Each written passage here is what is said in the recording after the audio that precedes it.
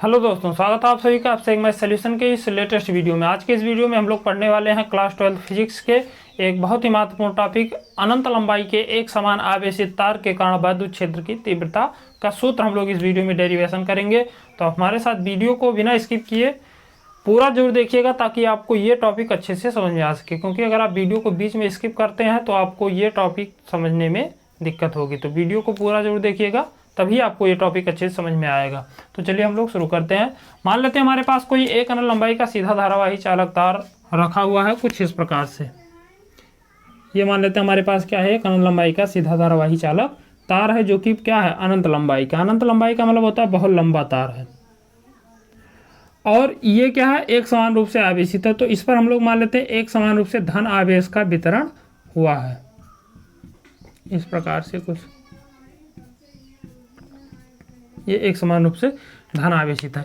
तो इस तार से कुछ दूरी पर हम क्या मानते हैं, एक बिंदु मान लेते हैं, और उस बिंदु पर हम मानते हैं वैद्युत क्षेत्र की तीव्रता कितनी है।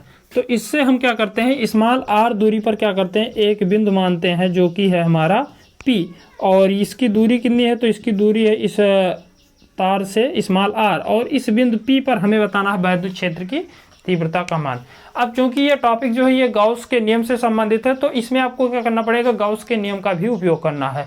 तो गाउस के नियम को उपयोग करने से पहले हमें क्या होती है, एक गाउसीय पृष्ठ की आवश्यकता होती है, क्योंकि अगर आप गाउसीय पृष्ठ की इसमें गाउसीय पृष्ठ की सहायता नहीं लेंगे तो गाउस का नियम जो होता है वो यहाँ पर कार्य नहीं करेगा, क्योंकि गाउस के नियम की कुछ सीमाएं होती हैं। ये केवल गाउस का नियम जो होता है बंद पृष्ठ के लिए ही कार्य करता है। तो हम क्या करते हैं, स्मॉल एल लंबाई का, कुछ लंबाई का क्या करते हैं, एक बेलन के आकार का गाउसीय पृष्ठ की कल्पना करते हैं, क्योंकि तार जो है वो क्या है, एक बेलन के आकार का होता है।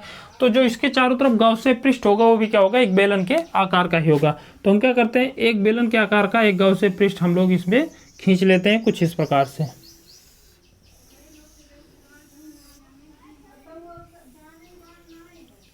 ये हो गया हमारा गाउसीय पृष्ठ, और इसकी लंबाई को हम लोग मान लेते हैं कितना है, स्मॉल ये लंबाई का जो है ये गाउसीय पृष्ठ हमने खींचा है।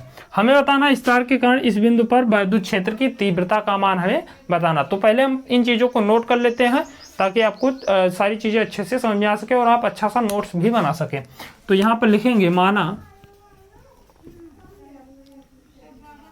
एक अनंत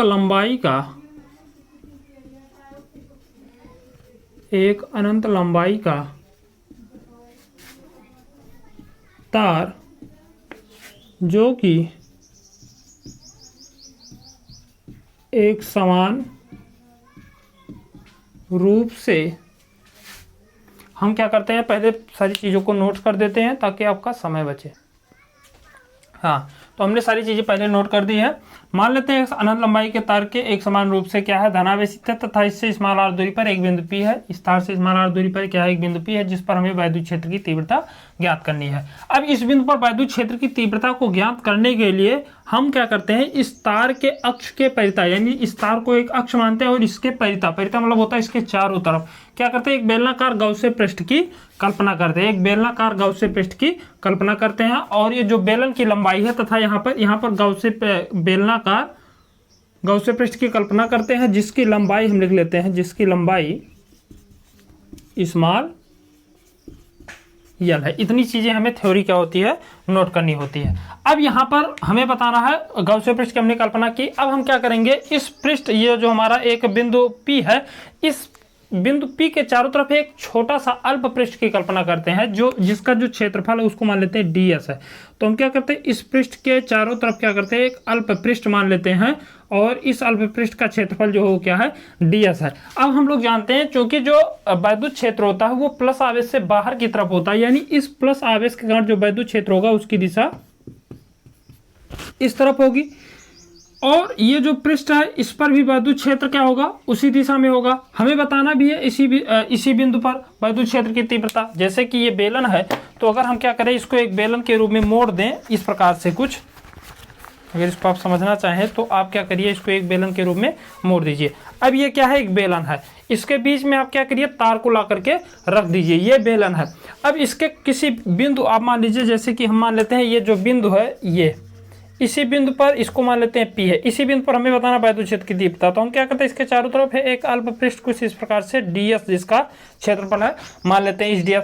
अब इसके अंदर क्या है, तार है, वैद्युत क्षेत्र क्या है, इसी प्रकार से इस प्रकार से वैद्युत क्षेत्र है।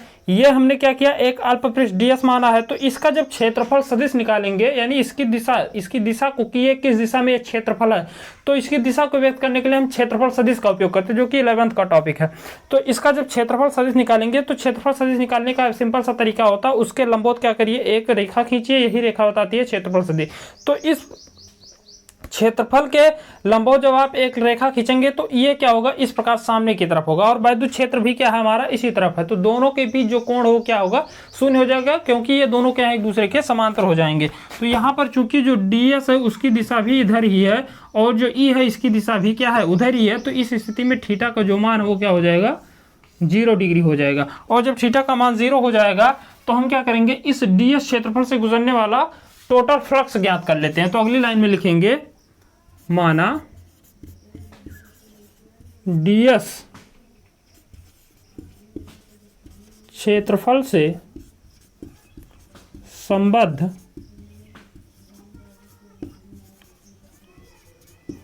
कुल वैद्युत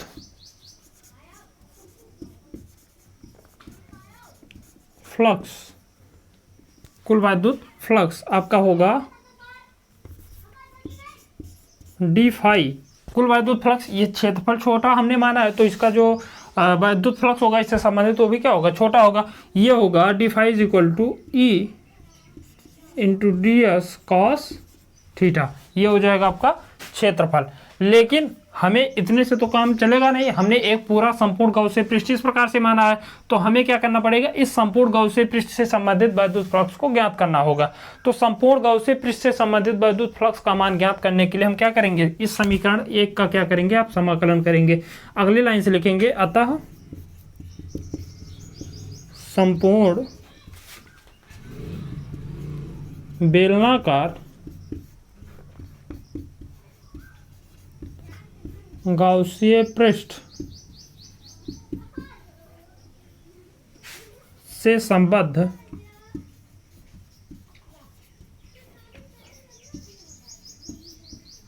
वैद्युत फ्लक्स, अब इससे संबंधित जब वैद्युत फ्लक्स आप ज्ञात करेंगे तो इसका क्या करना पड़ेगा, आपको समाकलन करना पड़ेगा। तो इसका क्या करेंगे, वैद्युत फ्लक्स बराबर होगा समाकलन D phi is equal to समाकलन E into D S cos theta. अब यहाँ पे आप क्या करिए, कॉस थीटा का मान ला के रखिए। कॉस थीटा का मान यहाँ पर कितना है, 0 डिग्री है, तो यहाँ से हो जाएगा, इसका जब आप समाकलन करेंगे ये हो जाएगा समाकलन D phi is equal to समाकलन E into D S into cos 0 degree. हम लोग जानते हैं कि कॉस 0 डिग्री का जो मान होता है वो होता है 1, तो यहाँ से मान रख देंगे तो 1 हो जाएगा। तो ये हो जाएगा समाकलन D phi is equal to समाकलन ई इंटू डी एस बचेगा। अब यहाँ पर जो ये ई है ये क्या है, वैद्युत क्षेत्र है, ये एक नियतांक होता है, इसका मान एक निश्चित होगा, तो इसका समाकलन नहीं होगा। जब इसका समाकलन कर देंगे तो डी फाई का हो जाएगा, फाई इज इक्वल टू यहाँ पर हो जाएगा ई इंटू समाकलन डी एक्स। हम लोग एक सूत्र पढ़ते हैं, समाकलन d x is equal to होता है एक्स, यानी डी एक्स का समाकलन करेंगे तो एक्स आ जाता है। तो इसका समाकलन करेंगे तो ये हो जाएगा phi equal to E into समाकलन डी एस। तो यहाँ से हो जाएगा फाई इज इक्वल टू, इसका समाकलन करेंगे तो ई इंटू यहाँ से इसका जब समाकलन करेंगे तो समाकलन का मतलब ही होता है कि किसी छोटे चीज़ को बहुत बड़ा कर देना। तो जब आप इस छोटे से आयतन या क्षेत्रफल का जब समाकलन करेंगे तो आपको टोटल इस पूरे बेलन के आयतन या क्षेत्रफल का मान प्राप्त होगा।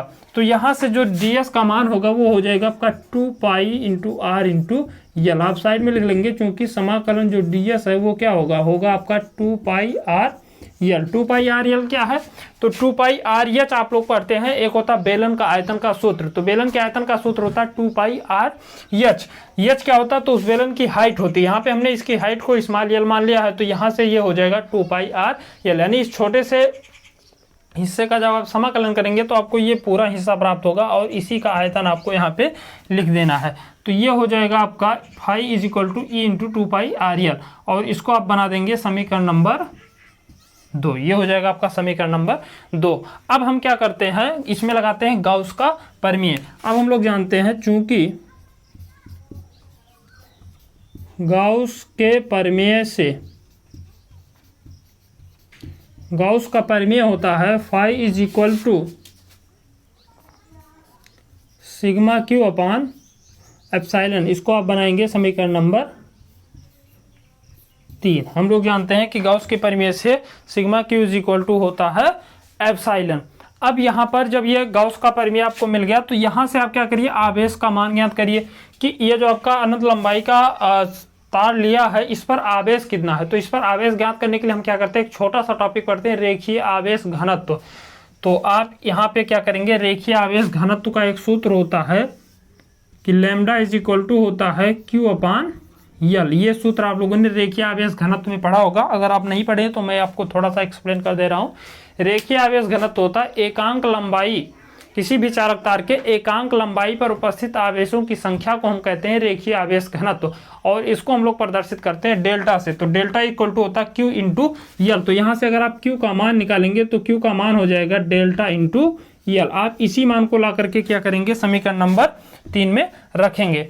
तो यहाँ पर हम लोग जानते हैं, यहाँ पर लिखेंगे चूंकि क्यू इज इक्वल टू होता है डेल्टा इंटू यल, अतः आप लिखेंगे अतः फाई इज इक्वल टू हो जाएगा, इस मान को आप यहाँ पे ला करके रख देंगे क्यू वाले मान को, तो यहाँ से हो जाएगा डेल्टा एल अपान एप्सिलॉन। इसको आप बनाएंगे समीकरण नंबर 4। अब आप क्या करेंगे, समीकरण नंबर 4 और समीकरण नंबर आपका ये जो 2 है इन दोनों की तुलना करेंगे। तो अगली लाइन से लिखेंगे समीकरण नंबर 2 और 4 से, समीकरण नंबर 2 और 4 से जब आप मान रखेंगे तो यहाँ पर देखिए फाई है, और यहाँ पर आप देखेंगे ये जो समीकरण नंबर 2 है यहाँ पर भी क्या है, दोनों में एक पक्ष बराबर है। तो अगर एक पक्ष बराबर तो दूसरा पक्ष भी क्या होगा, बराबर होगा। तो आप यहाँ पे इस पूरे मान को इसके बराबर ला करके रख सकते हैं। तो यहाँ से हो जाएगा, इस पूरे मान को लाके यहाँ पे लाके रखिए, तो ये हो जाएगा delta lambda upon epsilon is equal to, इधर वाला है E into 2 pi r l, हो जाएगा ई इंटू 2 पाई आर यल। हमें बताना क्या है, ई का मान। तो ई का मान ज्ञात करने के लिए इज इक्वल टू आपको ये क्या करना पड़ेगा, इन सभी को इधर भेजना पड़ेगा। तो इन सभी को इधर लेकर आएंगे तो ये हो जाएगा डेल्टा एल अपान एप्सिलॉन इंटू ये आ जाएगा 2 पाई आर इंटू यल। यहाँ से देखेंगे तो यल से यल क्या होगा, कैंसिल हो जाएगा। तो यहाँ से ई इज इक्वल टू आ जाएगा लैम्डा अपान, इसका गुणा जब आप कर देंगे तो 2 pi epsilon into small r, और ये होगा आपका सूत्र। यानी अनंत लंबाई के सीधे धारावाही चालक तार के कारण अगर वैद्युत क्षेत्र की तीव्रता पहुंची जाए तो आप इस सूत्र का निगमन करेंगे कि इज इक्वल टू होता है lambda upon 2 pi epsilon into r. अब यहाँ पर लैम्डा क्या है, तो लैम्डा है इस तार का रेखीय आवेश घनत्व। ये भी आप लिखेंगे जहां लैम्डा जो है रेखीय आवेश घनत्व है, रेखीय आवेश घनत्व है। पाई एक कांस्टेंट होता है, एप्सिलॉन अगर यहाँ से पूछा जाए तो ये है एप्सिलॉन जो है निर्वात की अब वैद्युतशीलता होती है, निर्वात अथवा वायु की वैद्युतशीलता।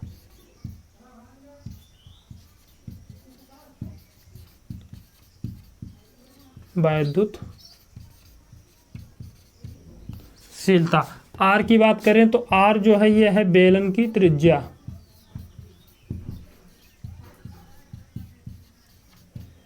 क्या है, बेलन की त्रिज्या। तो आई होप आपको ये टॉपिक अच्छे से समझ में आएगा। बहुत सिंपल टॉपिक है। आप क्या करेंगे, एक अनंत लंबाई का सीधा धारावाही चालक तार लेंगे, उसके चारों तरफ एक गाउसियन पृष्ठ की कल्पना करेंगे और उस तार से कुछ दूरी पर एक बिंदु P मान लेंगे। इसी बिंदु पर आपको वैद्युत क्षेत्र की तीव्रता ज्ञात करनी। तो वैद्युत क्षेत्र की तीव्रता को ज्ञात करने के लिए आप क्या करेंगे, इस बिंदु P के चारों तरफ एक अल्प पृष्ठ की कल्पना करेंगे और इस अल्प पृष्ठ से संबंधित वैद्युत फ्लक्स का मान आप पहले ज्ञात करेंगे। तो वैद्युत फ्लक्स का मान जो आएगा कुछ इस प्रकार से आपको मिल जाएगा, phi equal to E into 2 pi r l. उसके बाद आप इसमें गाउस की प्रमेय की सहायता से आप यहाँ से गाउस का प्रमेय हम लोग जानते हैं कि फाई इक्वल टू होता है क्यू अपान एप्सिलॉन। क्यू का मान आप यहाँ से ज्ञात करेंगे रेखीय आवेश घनत्व, क्योंकि इस पर आपको ज्ञात करना है कि इस लंबाई, ये जो आपका लंबाई का तार है इस पर कितने आवेश हैं।